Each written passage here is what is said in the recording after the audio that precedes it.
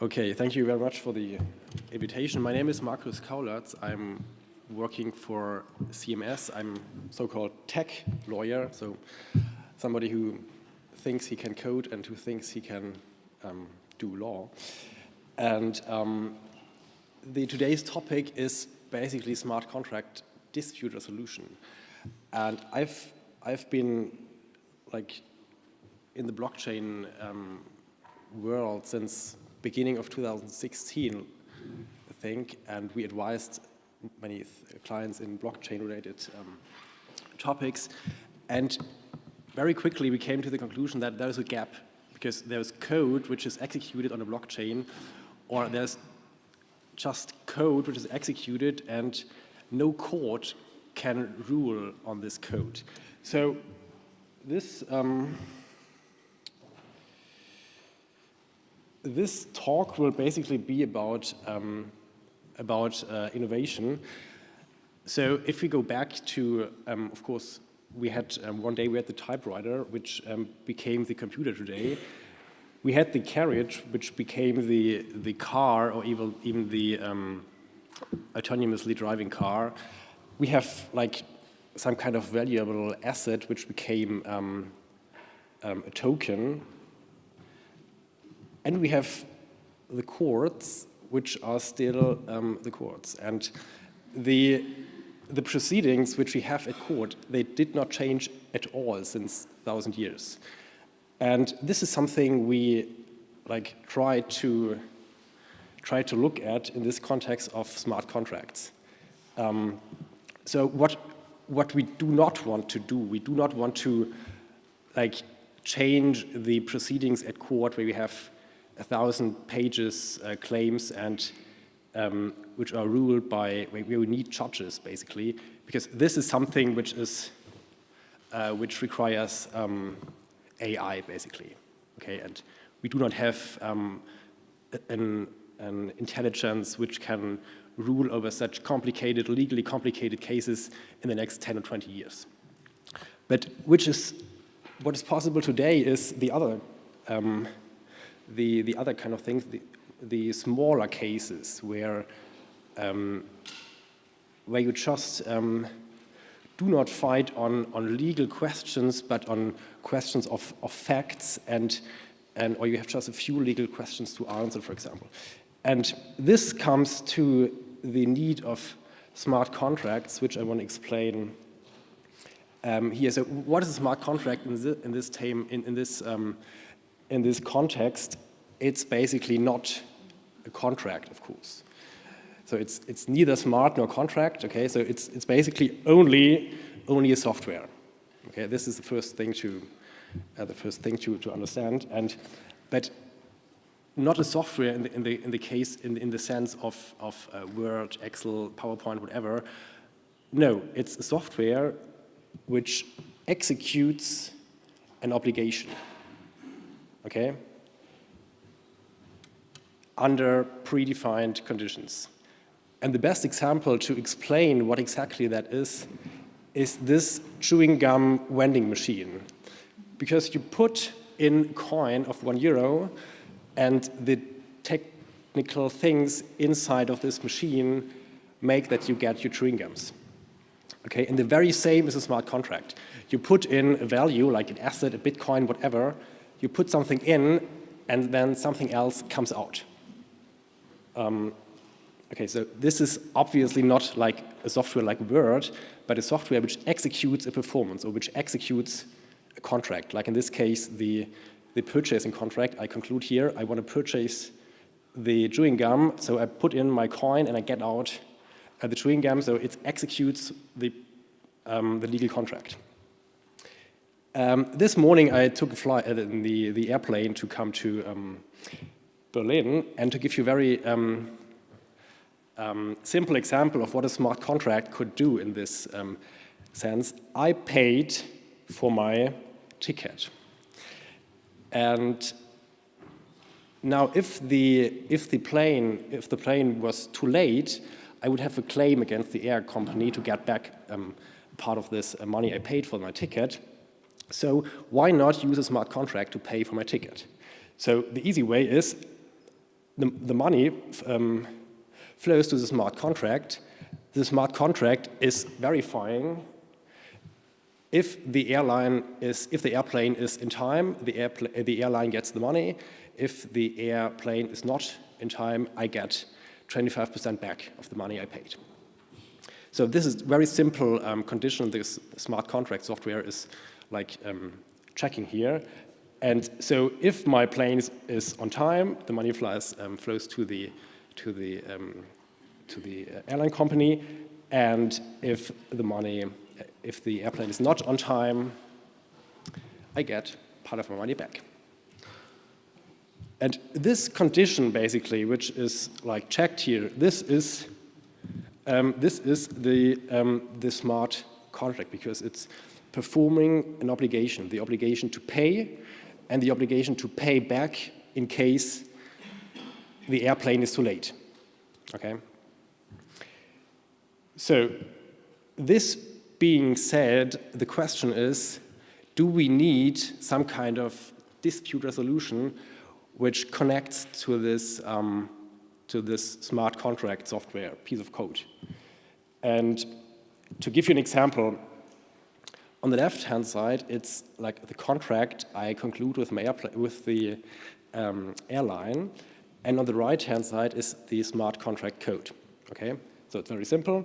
In case the flight is delayed, the customer receives 25% of the ticket price back. And this is the code for this condition. So there are 5 different scenarios. I will just show you 5 different possible errors or bugs we could have in this contract. For example, the code could be not compliant with the contract I concluded. In this case, it's in both cases it's 25%.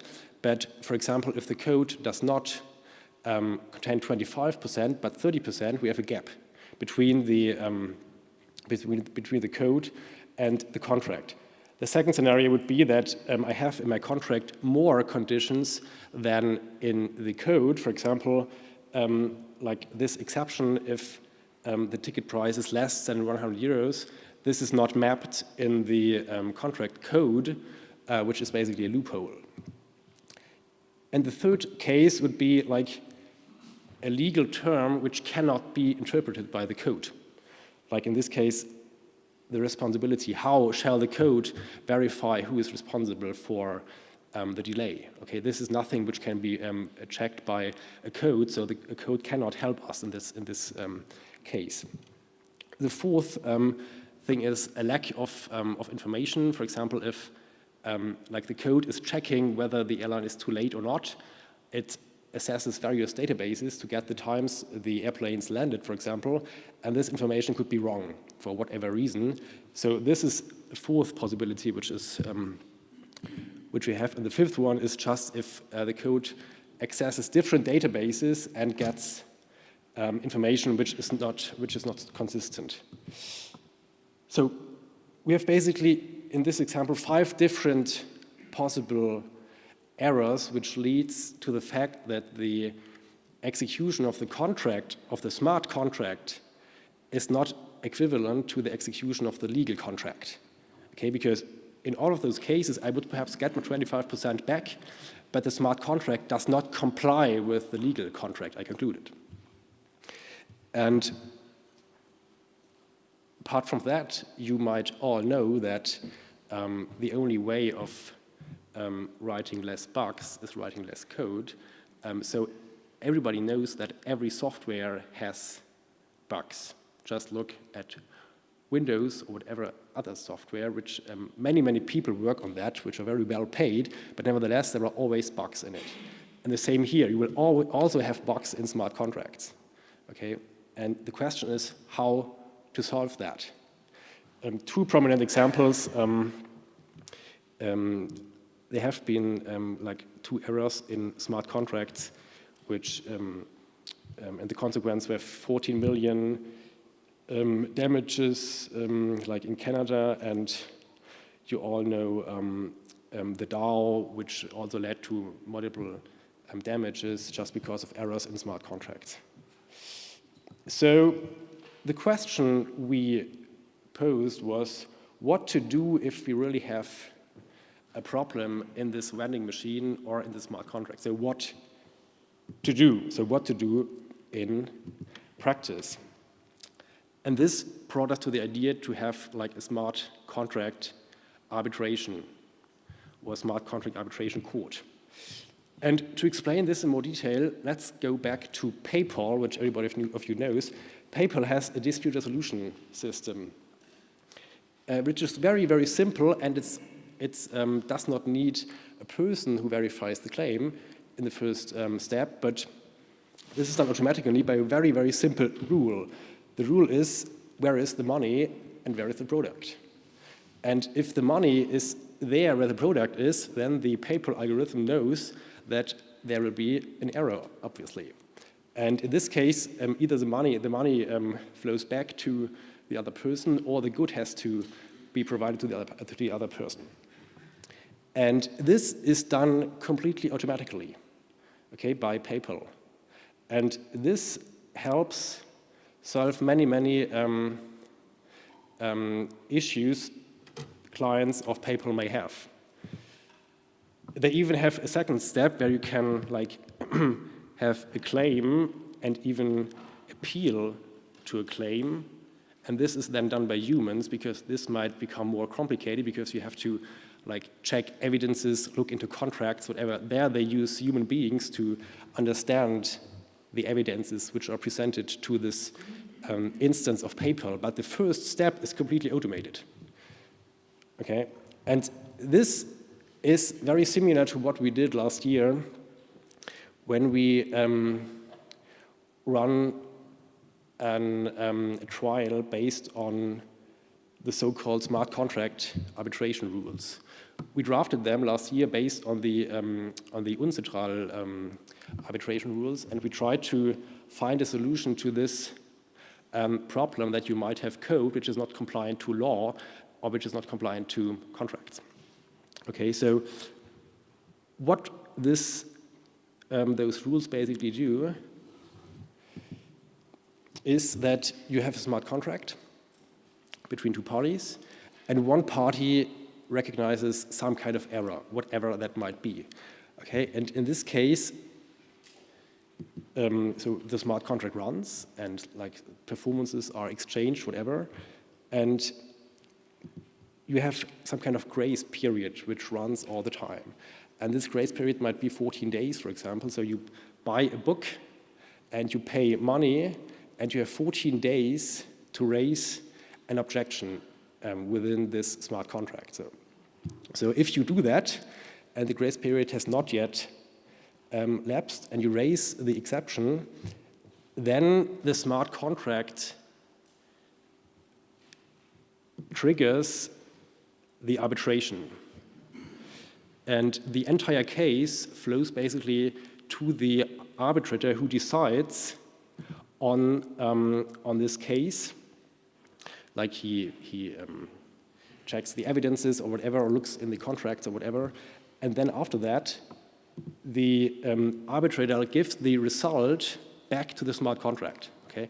And the smart contract continues its execution based on the results of the arbitrator.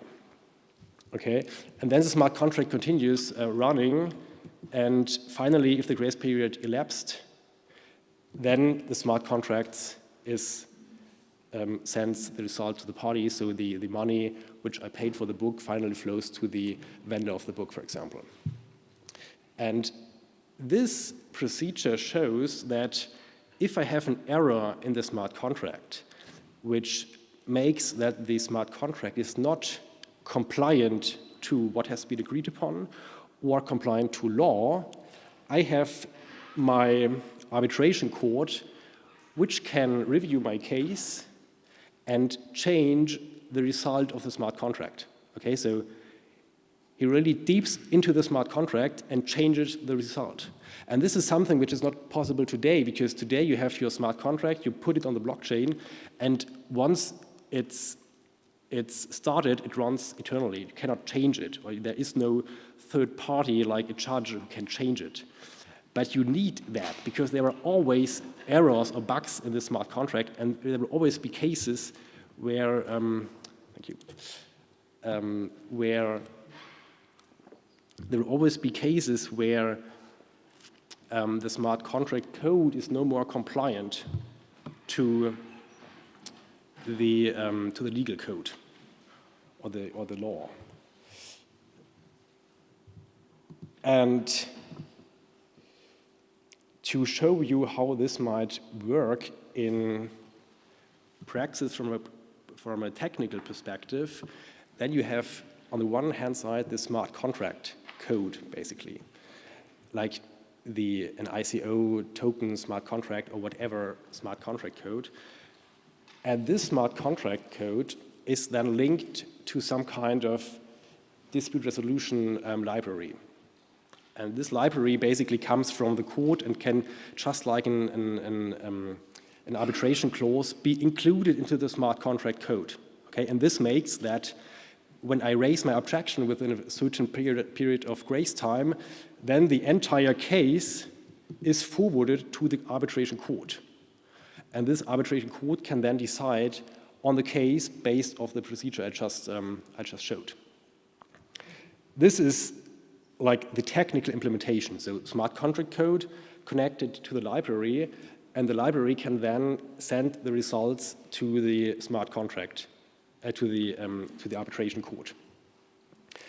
And when we did that last year, to show you just an example, this was the request for arbitration. So in those smart contract arbitration rules we designed based on the UNCITRAL rules, we defined a certain layout of the request for arbitration. So we needed, for example, here the legal agreement, which is concerned the smart contract ID, which is concerned. Then we have the contact details of one party and the contact details of the other party, each connected to the ID on the blockchain. Okay, and this request for arbitration was then sent to the court, connected with the description of the claim, so what went wrong. Okay, and then in the next step, the arbitration court, which consisted of 3 arbitrators last year, could then decide on the case. And after the decision, well, there was a hearing, of course, and the hearing took place via Skype. Okay, because this was the most efficient way. It took just 10 minutes and nobody had to move. And then after the hearing, the arbitrator could basically like find the decision and send back the decision to the smart contract. And then the smart contract respectively changed its execution, and the money which was invested flew back to the claimant, actually. And the question is, if this decision is a legally binding decision, because it's useless if it's not binding. I mean, in paper it's not binding, but nevertheless it solves many cases. But the perfect solution would be to have a binding decision of the arbitration court. Okay, and the question whether it's binding or not is basically a question of how to agree on the arbitration clause, and then whether or not the procedure is compliant with applicable laws or not. And the first question is how to agree on the arbitration clause. Of course, you could put the clause into your smart contract code, like here. We did that here at the bottom of the page. But then the question is this code really a contract in the legal sense of the term? So did the parties really declare their intents by executing this code? And the question is most likely no, because most people do not understand code. So in most cases, there is no declaration of intent when executing code. And this is why the terms of the legal contract do not result from the smart contract in terms of a coded smart contract. But this is not a problem, basically, because you can also have an arbitration clause just agreed in your whatever legal contract, which is written or whatever. And the question is always that you need like a written form, because it's the arbitration clause is not valid in relation to consumers if it's not in written. And the solution for that is either electronic signature or it's accepted by the consumer in the hearing. This is 1031, section 6 of the German Civil Procedure Act, which makes that if you have if you have an arbitration clause which is agreed upon between two parties and one party is a consumer, normally this clause has to be in written form. And if it's not in written form, then it's void. But if it comes to the hearing and the consumer says, okay, well, I accept the hearing, I accept that we go to this arbitration court, then it's valid, which makes that the decision of the court is also valid and legally binding. And this is a very important aspect, because then you may not go to a state court afterwards. So the decision of this smart contract arbitration court is legally binding and replaces a decision of a state court. And this is basically the solution to all the disputes you have in this crypto environment, because nobody will go to a state court when he has an issue with ICOs or whatever, because no state court will understand what's happening here. And it will take too much time, of course. So the solution must be to agree upon like smart contract arbitration rules, which make that you have a private court, which consists of judges which know what they talk about and which rule on this issue, and then the decision is legally binding. Okay, so the final question is: this arbitration court consists of human beings, of course, because today it's like still complicated to assess a legal situation by computers, etc. So the question is still: is this a legally possible way to have perhaps a decision by a smart contract arbitration court made by a computer or by another smart contract? So can a smart contract work as an arbitration court? And well, basically, this is possible from a legal perspective. The only question is if the smart contract arbitration court is fully automated and replaces a natural person, if this is possible from a legal perspective. And then you have, I don't know if you made, know many arbitration cases, but there's been UCOS, which is quite known. And in that case, they nominated a judge, but another person made the decision. And this was basically invalid. So you cannot nominate a judge and have a software decide on the case. This will not work. But the question is, can you nominate a software which decides on the smart contract issue? Which would be perfect, because then the whole issue could be solved automatically. And this is not solved, of course, there is no decision on this question, but there are a couple of questions you can raise from a legal perspective, like basically the only limit is like ordre public, the public policy is the only limit you have in the private arbitration courts. Okay, so for example, if you violate the right to be heard, then the decision might be void. Or if you violate like essential procedural regulations, like fundamental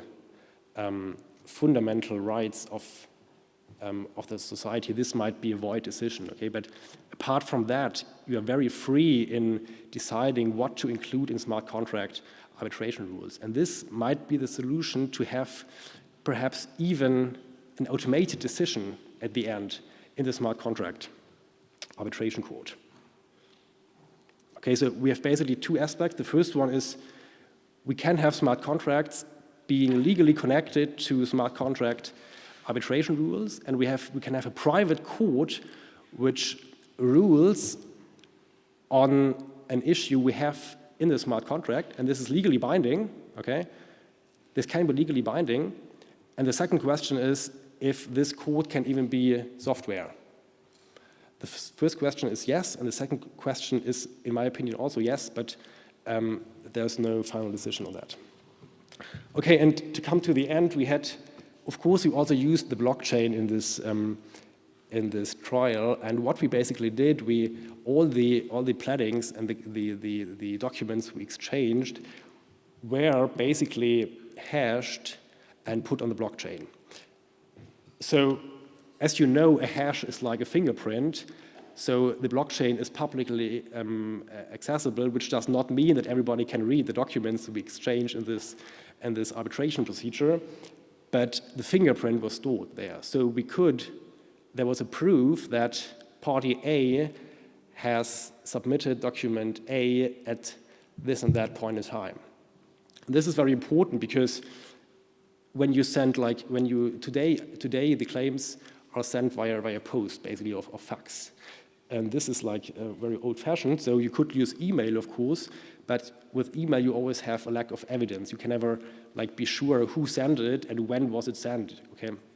So the solution would simply be to hash the documents, to hash the email, put it on the blockchain and send the documents via email, and then afterwards you can easily prove when the document was sent and by whom. And this is basically the solution for how to easily communicate within this smart contract arbitration procedure. Okay, because still today, people use post and fax. And this might be the solution for this problem too. So as a conclusion to that complicated stuff, just to summarize, I think basically it's possible and it's necessary to have a smart contract court which rules legally binding on smart contract cases, okay, whether automated or not so important. But there is a need to have a smart contract arbitration court, which is used instead of state courts. Okay, and the second answer is you can use the blockchain to make the communication at the court much more efficient by proving when did the party send what document. Okay, this is basically my approach to this topic. Thank you.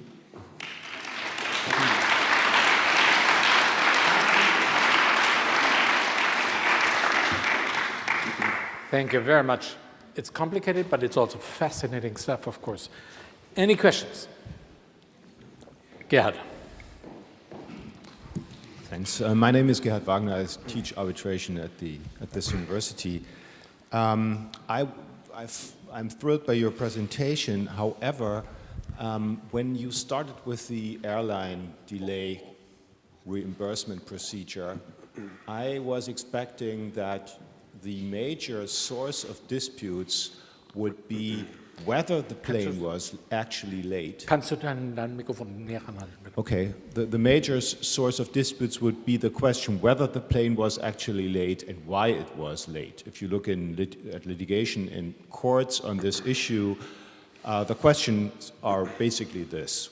Was it late and why was it late? Airlines usually plead that there was some kind of external event, force majeure, strikes, weather disasters, whatever, that prevented them from complying with the transportation contract. So that would be, I would expect, the source of the disputes if you had a contract like that. And then the question would be, how do you make sure, or how do you gather the evidence, and who makes the decision on these issues?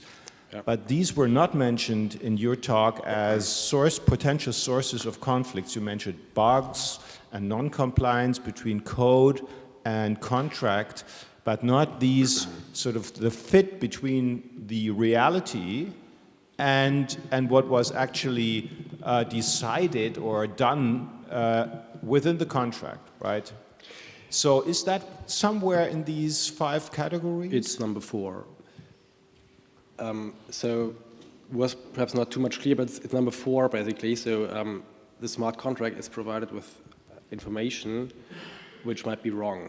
So I mean, the smart contract in this scenario will send the money back because he got the information that the plane was too late.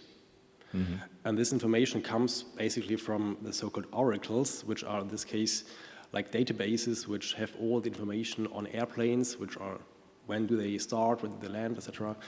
And this is accessible in various databases which are open to the public. And those are like the information is requested by the smart contract, and then it decides how to change the flow of the money. And if this information is not correct, then it might go to a court. For example, if the airline says, well, yes, we have been too late because, but the reason was that there has been a bad weather condition, then this could result from another database, but it could be wrong. Okay, and this is a case where, no problem. The airport is calling. No, picking up his issue. How far do you go with information? Because his next answer will be, you are referring to the example bad weather condition, and for that reason a delay. He will come with the example that on the airport in Moscow, there was some delay of some other airplane, and for that reason they had to wait. So how far does this information system go? Yeah, this is the question why you need a court, basically. This is the question why you need a human being which is still there and assesses the situation. Yeah. So is the airline really responsible for the delay or not? And I mean, the smart contract can only access information until a certain event. And this is the 90% case. There will always be 10% which is not accessible by the smart contract and which can only like presented by the airline during the case at court, for example. And this is the scenario where we need a court. This is basically the answer, because until now people were always saying, well, you can need a smart contract, and then came always the answer, well, you cannot make everything with a smart contract. Thanks. May I have another? Go ahead. The other issue I was wondering, you were mentioning a grace period, which is actually a period to object of 2 weeks. Is that meant as an offer, meaning that, for instance, if my plane is late, I may object within 2 weeks, and then I have the fancy arbitration procedure. But if I don't, I of course have all the legal remedies I would have anyway, because a prescription period of 2 weeks would definitely be invalid. So, of course. So in the background, there is still the public litigation system, and what you presented here is just an offer for the consumer to use within these 2 weeks. And if he or she doesn't use it, okay, then you have the ordinary court system in addition, right? Exactly. The advantage of the smart contract arbitration would just come up in the 2 weeks, which could be 3 years also. Sure. But why we need this grace period is another reason. It's because if you send like the money to the airline, it is stuck in the smart contract for 2 weeks, which means that during the 2 weeks, the court could access the money and send it back. But the airline could not use the money for other things. So you need this period where the money is stuck in the smart contract. And you could also use 3 years, of course, but this would not work because the airline needs the money. And but still, if you go to this court by raising your hand within the 2 weeks, you have this very quick decision, and it's not only a decision; it's also the execution of the decision. Okay, so the money flows back because the court says money has to flow back. Okay, final, just... Can I just pick up you? Of course, but picking up your example, how far is the factual situation in the smart contract, the 2 weeks period, where you just said, well, that is just an offer, and of course it's overruled by the written law. How close are these offers, or however we call them, to expressions of intent and of the general terms of a contract, of allgemeine Geschäftsbedingungen. Couldn't be that interpreted as a general term of contract, and then it would be invalid, and then you have again the open flow? Not as an additional offer, right? Not as an additional offer, but No. it's just. Couldn't it be interpreted like that? No, it should not, because it should leave it open to go to an ordinary court, of course. Especially because the clause would be invalid because it's not in writing. So, of course, both parties could also go to a court, to a state court. But since this solution would be 1,000 times faster and cheaper, there's an incentive to do this. Okay? Yeah. Final question that I just didn't understand or don't know what you mean when you say the money is paid to the smart contract. Where is the what kind of entity is that? Where is it stored? Is there risk that the creditors will try to seize the money? Creditors of whoever. So how is that done, actually? The money must be somewhere. There must be some property rights in the money and all the risks associated with that. This is what we had with Fabian. When you, like the ICOs, you pay your bitcoins or whatever to the smart contract, and then you get back the tokens. Okay, and this is a very technical thing, but this means you do not like pay the money to an entity, and this entity is administrating the smart contract, but you really technically pay the money to the smart contract. So it's really stuck in this smart contract, and you cannot get it out. Okay, you can do that with bitcoins, but can you do that with euros? I mean, can I pay my airline with euros into a smart contract? And where would it be? It must be somewhere. No, you cannot. I cannot, okay. But this is, I think, a question which, I mean, if you look at the ICO business, I mean, nobody buys tokens with euros. It's basically just you pay it with Ether or whatever, cryptocurrency. And in this simple example, of course, you do not pay your airline ticket with bitcoins. But in this simple example, you would have to pay it in bitcoins with cryptocurrencies. But when I talk of smart contracts, this is not necessarily a smart contract in the sense we had in this morning with blockchain smart contracts. It could also be whatever software which is executing the transfer of the ticket. I mean, today, if I buy a ticket online, there is no person who writes my ticket and sends it to me via email. This is fully automatic. So we could also call this a smart contract. So a software which is accessing my bank account and which is like sending me the ticket. This could also be some kind of smart contract, even if it's not used on the blockchain. And this software, this smart contract, could also use this kind of arbitration library. Picking up again what you said, of course, I mean, that is the highly interesting question for any insolvency lawyer, that once you have put some value into it, and if this is the point of entry of the insolvency proceeding, then of course the question pops up, where the hell is it and whom the hell does it belong to? And I think Tom is going to talk about that later on. Further questions? Over there, over there.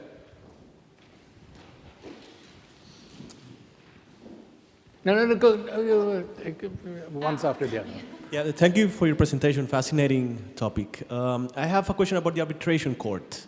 Who are the arbitrators and who elect them? Yeah, this is a funny thing because the law permits that both parties elect the arbitrators. So you could like choose persons you know which have a deep knowledge of smart contracts. And this is the important issue because those persons will easily have the know-how to decide on the case, which makes it so efficient. Okay, and if the parties cannot agree on an arbitrator, then the organization who is like administrating the smart contract arbitration rules, this organization will appoint one at the final decision, but usually the parties decide on the arbitrators.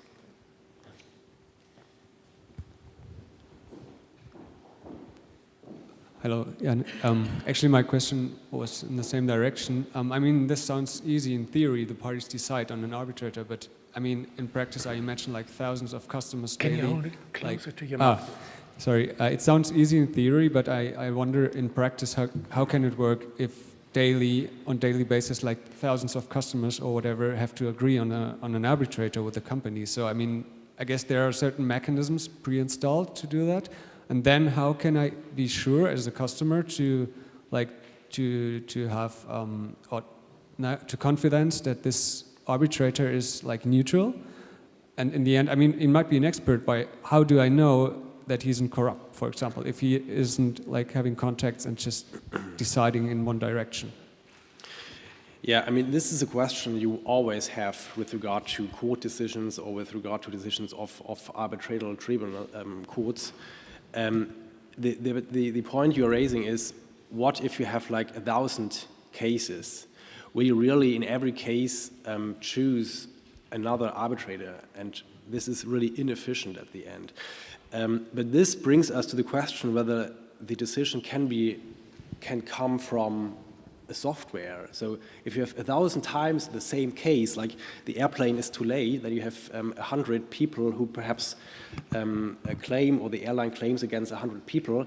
So in this case, you would have the possibility to reunion the cases to one case. So you would have 3 arbitrators which decide on 1,000 cases at one time, because it's always the exact same case.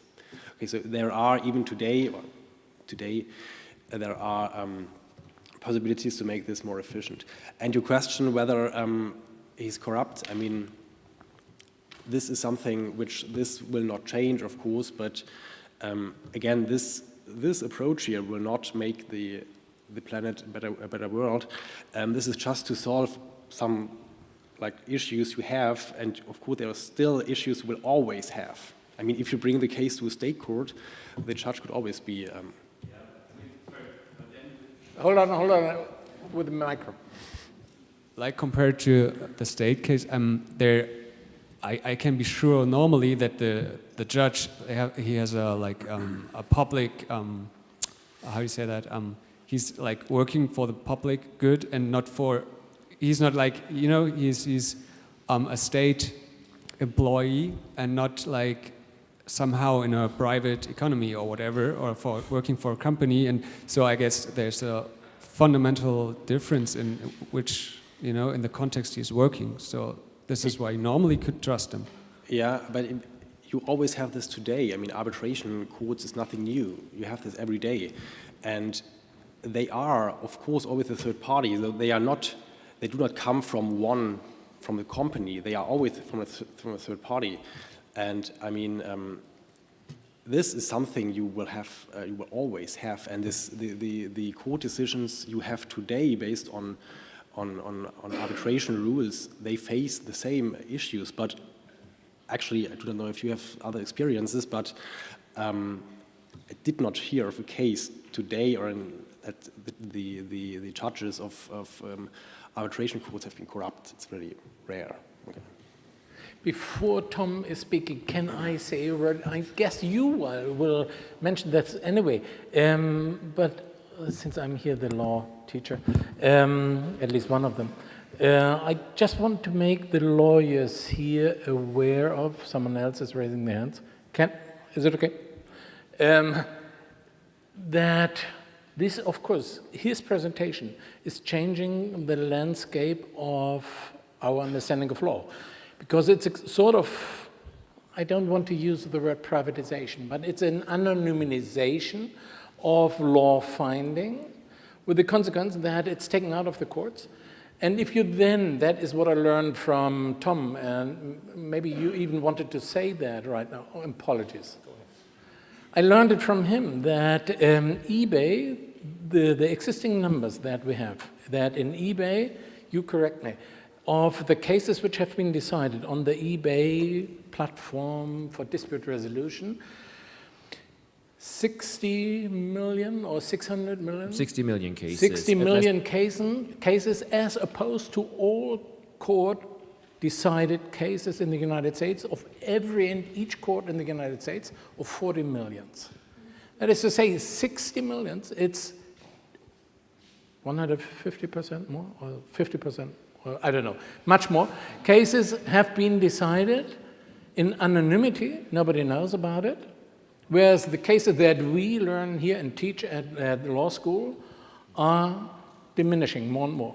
And he is proposing and pushing this forward. I mean, these are the implications for the general applicability of law. It's getting more and more intransparent. One point, I mean, the lawyers would be concerned about legal sources, Rechtsquellen, because there was a time when, in a way, the judges were like the bouche de loi, the mouth of the law, and you didn't apply case law and all that. But that's all behind us. How does this system learn? If, for instance, in such a proceeding, it turns out a smart contract does contain loopholes, but it's just one out of, I don't know, 2 million. Is then just that case rectified? It should actually be published, this case. It's the same with arbitration, same argument that you have some kind of secret justice, Geheimjustiz, whereas it's actually a loss of information if these things are not published. And that should happen here. I mean, I'm not talking about artificial intelligence yet, that in a way would then self-correct this whole system. But you need some, probably some system that publishes these decisions in a way that you then can spread this decision out and have things rectified elsewhere, because otherwise people will always have to go through this procedure. It's like people suing against Air Berlin all the time. I mean, like Fright Light, Philipp Kadelbach once told me, Air Berlin, they knew an airplane was late, they already lost one case, but there were 100 people on that plane. But they didn't care. They had themselves taken to court each time, even though you had precedent from the Landgericht Berlin that it was proven that they were late, but that's only binding in that relationship. Legal sources, I mean, there will be an issue that this is not published, right?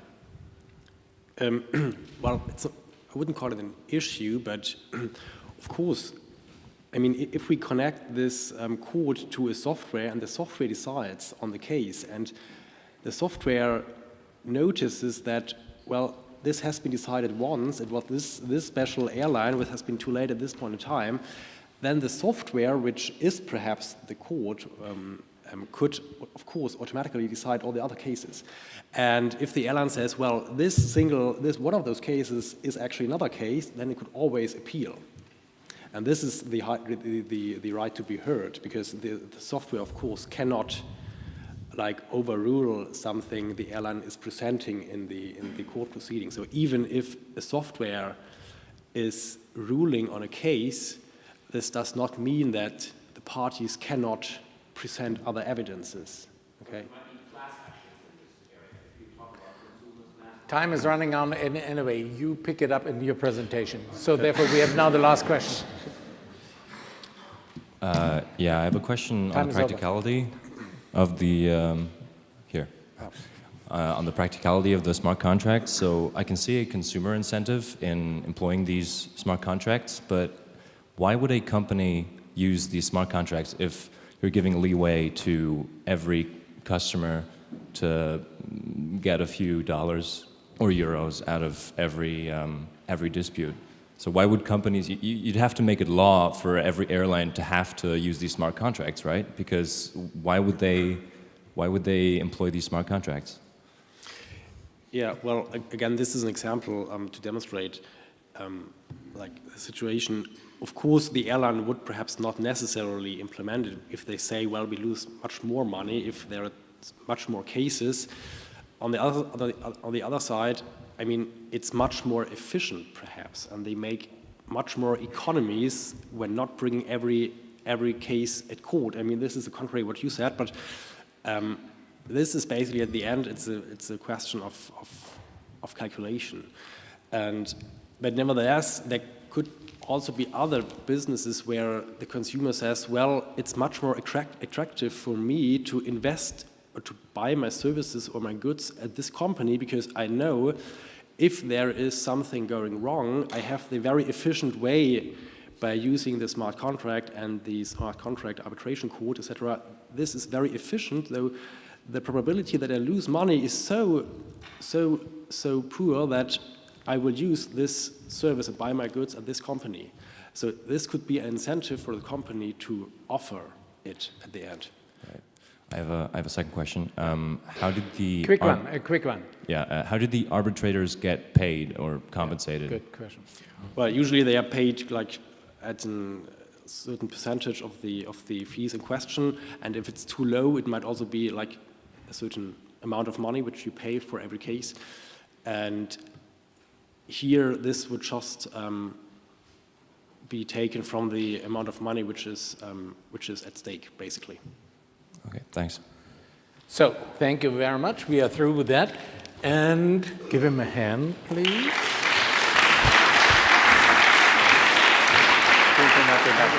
Super.